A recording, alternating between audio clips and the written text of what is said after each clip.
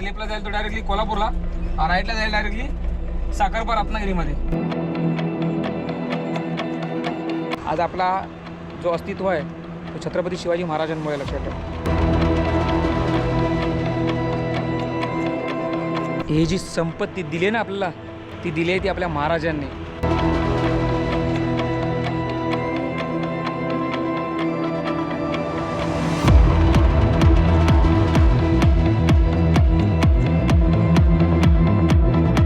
आपण अटल सेतू क्रॉस करू ना बघा. आपण आता बरोबर 4 रस्त्याला आहे. हा एक हा पहिला रस्ता. एवढ्या जवळची बुकिंग अनलोडिंग किंवा लोडिंग ही पहिल्यांदा भेटली.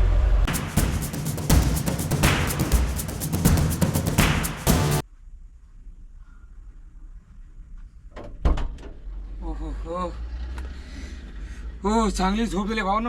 आता वाजले बरोबर 3:54 झालेत. म्हणजे 2 तास आपण चांगला इथे पडलेलो, आराम केला. मित्रांनो, दुसऱ्या भागामध्ये तुमचं सर्वांचा पुन्हा एकदा मनापासून स्वागत आहे. बँगलोर ते मुंबई आता बरोबर राहिलं आहे साधारण 450-450 किलोमीटर राहिलं आहे. मित्रांनो, अंदाजे मला तुम्ही कमेंट करून सांगा. मी आता बरोबर आहे आंबाघाटाच्या पाठीमागे जाय आणि कोल्हापूर सोडून पुढे आलो आहे. इथून किती वेळ लागेल मुंबईत जायपर्यंत. मी आता चाललो कोकणाच्या दिशेने. म्हणजे इथून डायरेक्टली साखरपातनं देवरूखवरनं संगमेश्वरनं डायरेक्टली आपल्या घरच्या दिशेला. तर चला आपण या दुसऱ्या भागाला सुरुवात केलेलं आहे. मस्तपैकी चांगली झोप. जेवणसुद्धा तर 1 नंबर पद्धतशीर जेवण होतं इथे आणि फुल टेस्टी भावून मिळते. फ्रेश झाल्यावरती जरा बरा वाटला. चला निघूया.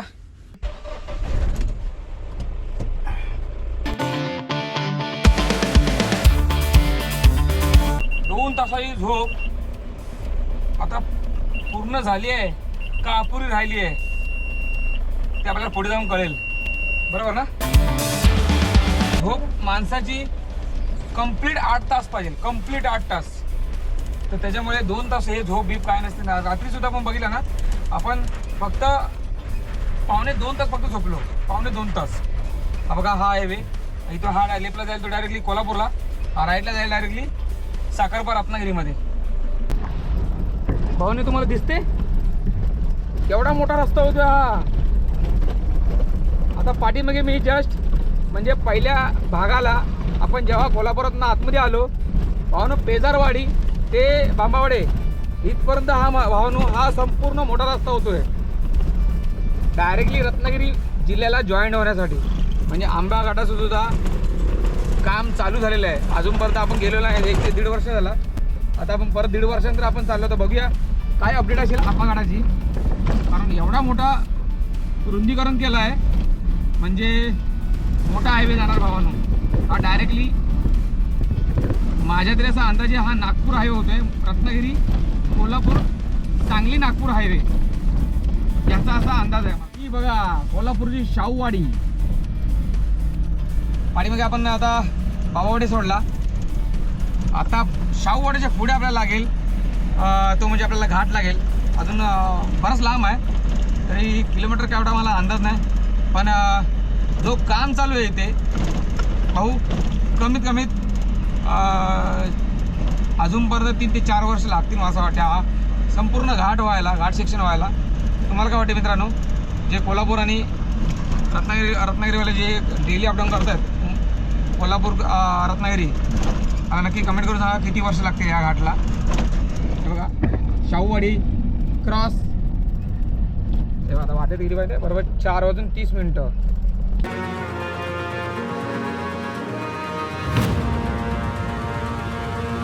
रस्ता ॲक्च्युली आता खूप छान होत चालला आहे. पाठीमागे आता गावातना फक्त डायव्हर्शन दिलेले आहेत.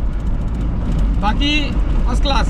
2 जिल्ह्यांसाठी उत्तम सोय होईल रत्नागिरी आणि कोल्हापूरवाल्यांसाठी. तुम्हाला माहिती आहे मी इथून येण्याचं कारण काय माहिती आहे. तुम्हाला माहिती आहे लोणावळा खंडाळा घाटामध्ये मागे झालेला जो प्रकरण 4 तारखेला गॅसचा जो ट्रक होता तो पलटी झालेला आहे. त्याच्यानंतर सुद्धा म्हणजे 2-3 दिवसानंतर परत जाम झालेला. म्हणून विचार केला की तिथून नको जाऊ. भले आपल्याला 100-1 किलोमीटर वाढले तरी चालतील, पण आपण असा मार्ग जाऊया की आपले टोलसुद्धा वाचतील आणि आपला टाईमसुद्धा वाचेल आणि आपण एकदम सेफसुद्धा जाऊ. म्हणून विचार केला की आपण ह्या मार्गे जाऊया जेणेकरून आपला प्रवाससुद्धा सुखाचा होईल. आणि त्या घाटची मला जरा माहिती करायची होती की हा चालू व्यवस्थित आहे की नाही. बघा बघा आता घाट स्टार्ट झालेला आहे. आंबा घाट स्टार्ट.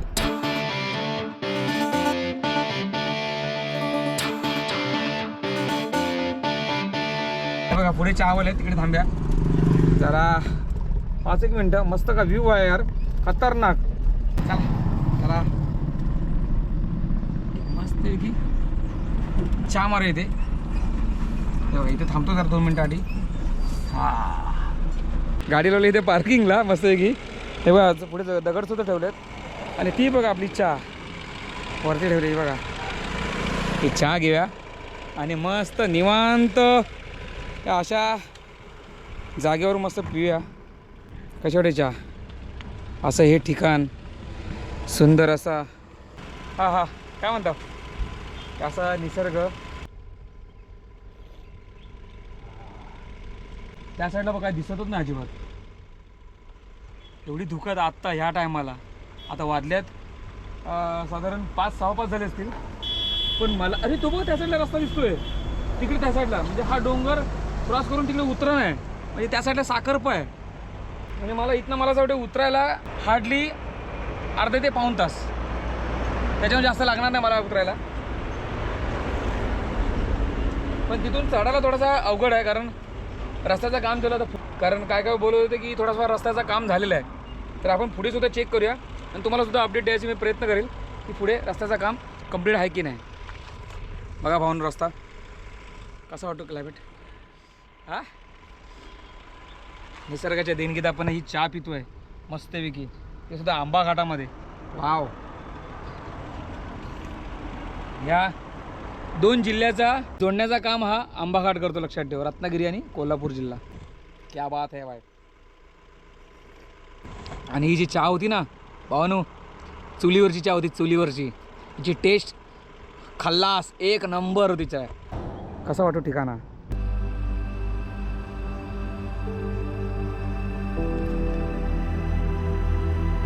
ह्यासाठी महाराष्ट्रामध्ये जन्म घ्यावा लागतो, लक्षात ठेवा. हे असं सौंदर्य बघायचं असेल तर. आणि असा क्लायमेट, हे जी संपत्ती दिली आहे ना आपल्याला, ती दिली आहे ती आपल्या महाराजांनी.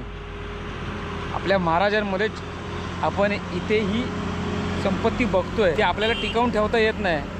काय काय लोक नावं खराब करत चाललेत, पण काय बोलणार.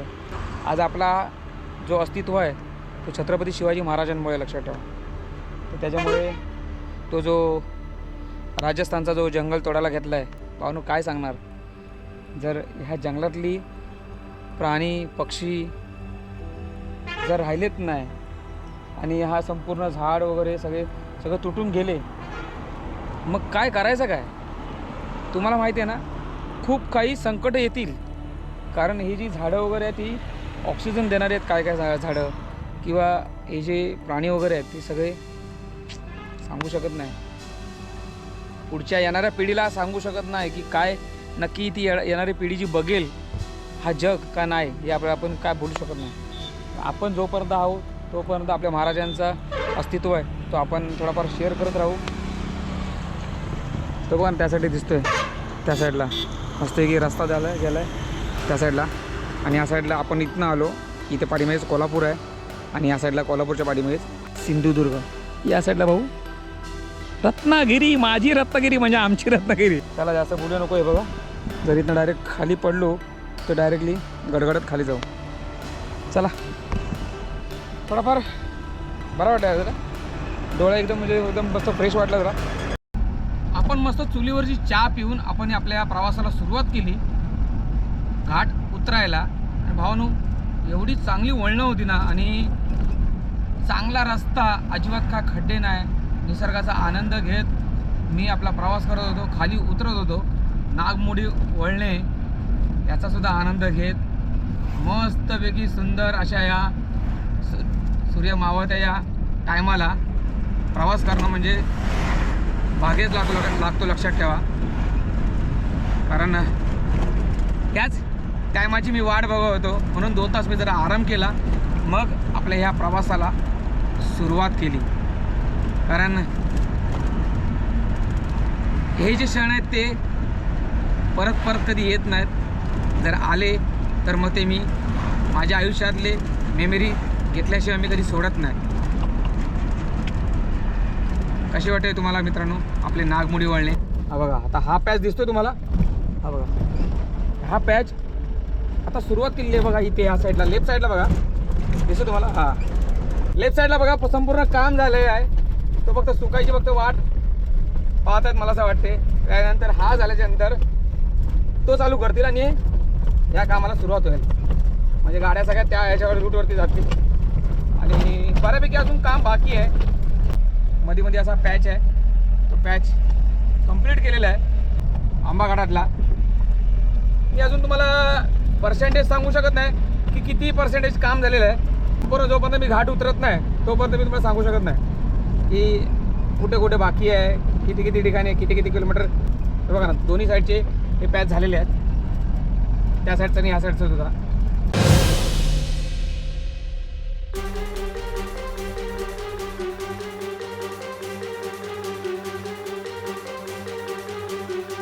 बघायला गेला ना तर हे बघा या साईडला बघा जोरदार काम चालू आहे. 3 JCB हा डोंगर तोडायला घेतलेला आहे. 3 एवढा मोठा डोंगर तोडला आहे. हा एवढा मोठा डोंगर तोडला बघा ना.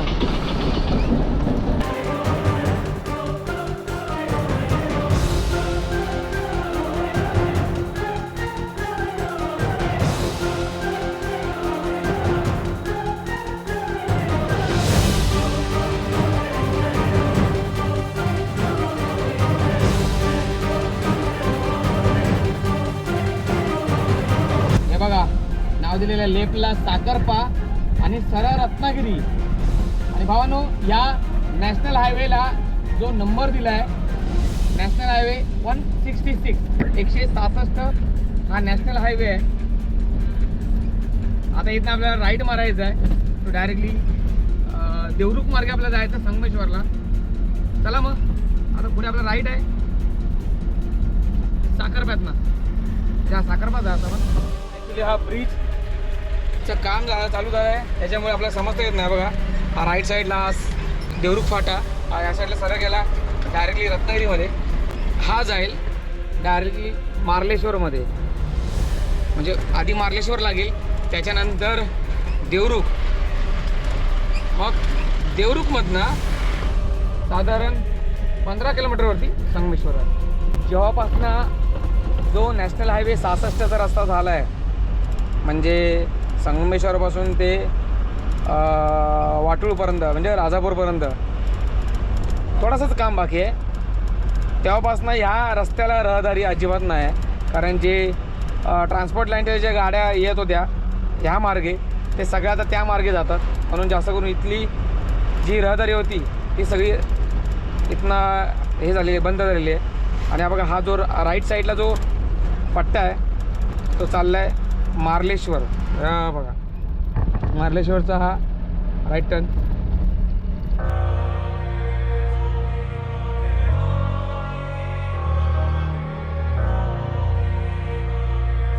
हे बघा अंधार झाला आणि आता खाय पोचलो माहिती आहे. यो बघा संगमेश्वर मध्ये पोचलो आपण. हा बघा लेपनी जो ट्रक येतोय तो डायरेक्ट रत्नागिरीवर येतोय आणि आपण आलो डायरेक्ट देवरुखवर ना. हा बघा या साईडला स्टँड आहे संगमेश्वरचा. चला आता चला वाजले बघा किती 6:59 आपल्याला डिझेल टाकायचा टाईम झाला आहे. बघा डिझेलची टाकी लागली आपण टाकलेला बँगलोरमध्ये आणि ते सुद्धा आपण आता कुठे आलो आहे धामणीच्या पंपात संगमेश्वरला. आहे बघा इथे मस्त काच वगैरे पुसूया आणि जेवढी खड्ड्यात वगैरे आपडली आहे गाडी ती सगळी चेक करूया. चला चेक करूया कुठे कुठे काय काय झाला नाही ना. हा बघा हा या साईडचा हा बुश हा सरकलाय बघा दिसतो. हा पुढे काय कारण लय खड्ड्यात आपडली गाडी लय म्हणजे लय. इथे आता फक्त 3000 रुपये डिझेल टाका सांगितलं आहे. त्या साईडचे पाटे हां त्या साईडचे बरोबर आहेत. ठीक आहे देवा काळजी.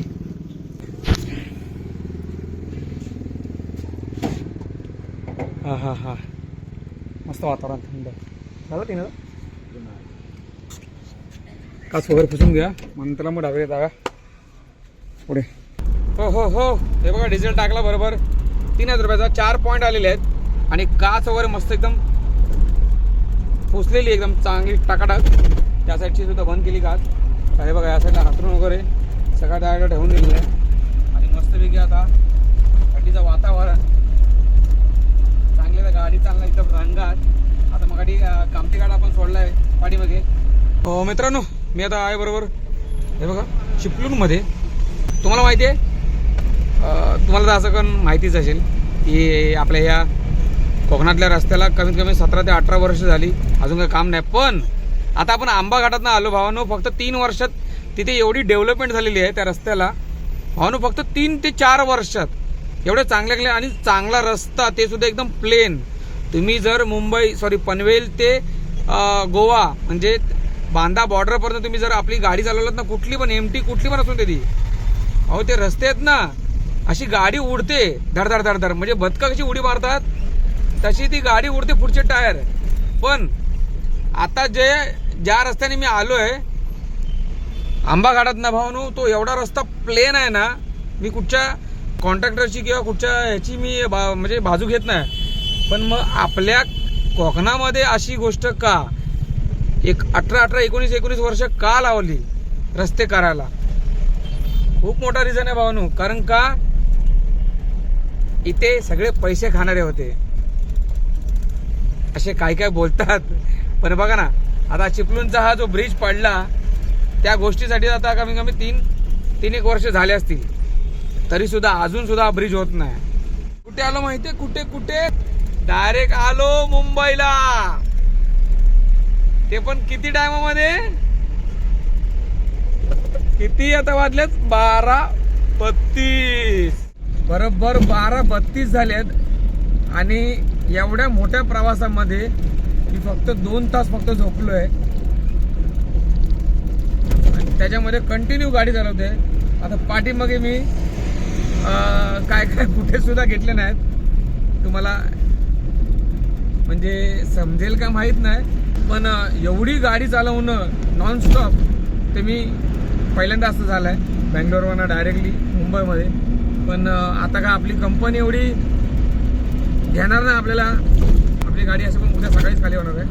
हे बघा आता मी आता बरोबर आहे नावाशिवाच्या रोडला. हा पाठीमागे साईडला गेला डायरेक्टली पनवेल. हा नावाशिवाचा रोड आतमध्ये 3000 रुपये डिझेल टाकलेलं बघा. 3 पॉईंट बाकी आहेत अजून. पण आपण जस्ट अटल सेतू चढल्यानंतर डायरेक्टली 15 ते 20 मिनिटं घरी जाऊ. थांबा जरा अजून का व्हिडिओ आपण एंड करत नाही. आपल्याला अजून भरपूर प्रवास बाकी आहे भावनो.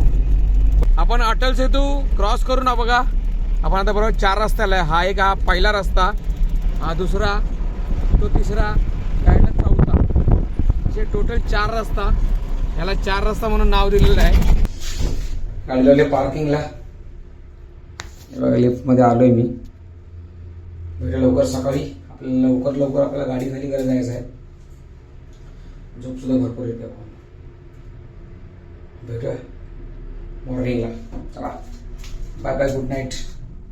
वाजलेलं बघायचे किती 1:40. गाडीला सेल्फ मारला.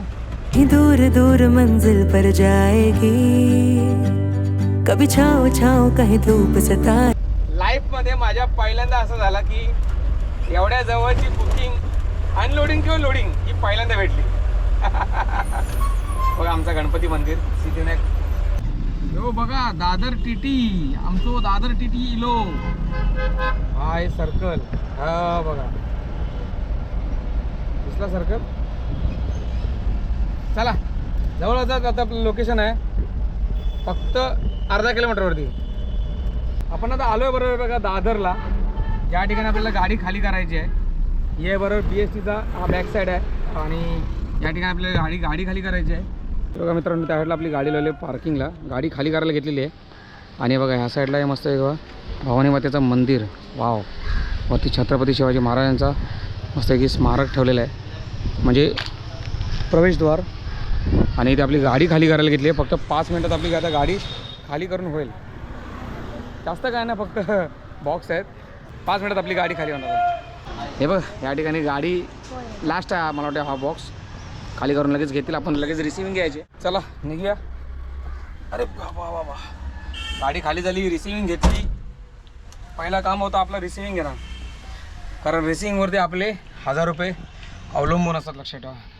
आणि पाठवणं सुद्धा 15 दिवसाच्या आतमध्ये कुरिअर जर केली तर मग 100 रुपये खर्च असतो, पण 1000 रुपये आपले बॅलन्स असतात त्याच्यामध्ये.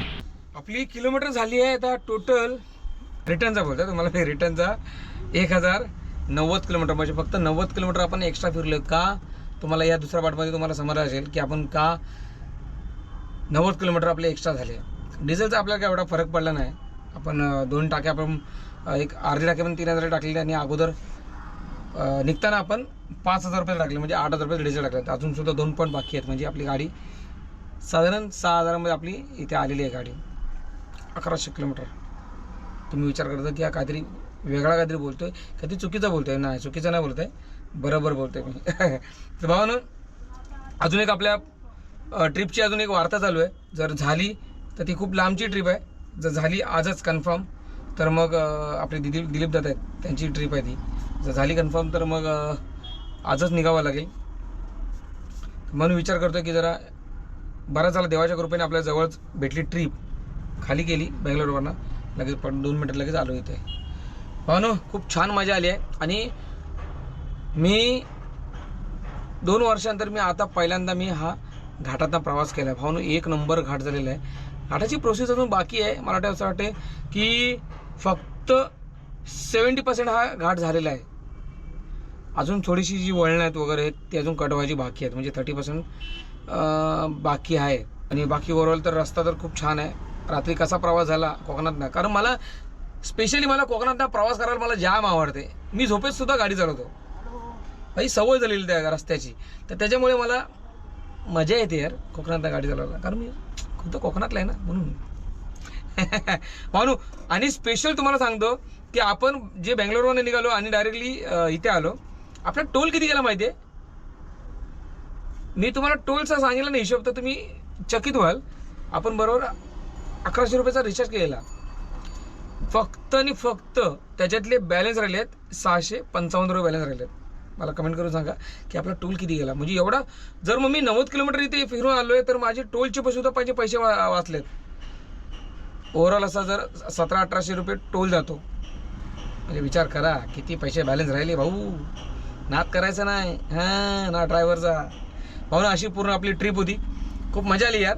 तुम्ही असे नवीन फॅमिली मेंबर आपल्या चॅनलवर जर जुडत आहेत तर भाऊन तुमचं सर्वांचं पुन्हा एकदा स्वागत करतो ट्रॅव्हलच्या ब्लॉगवरती.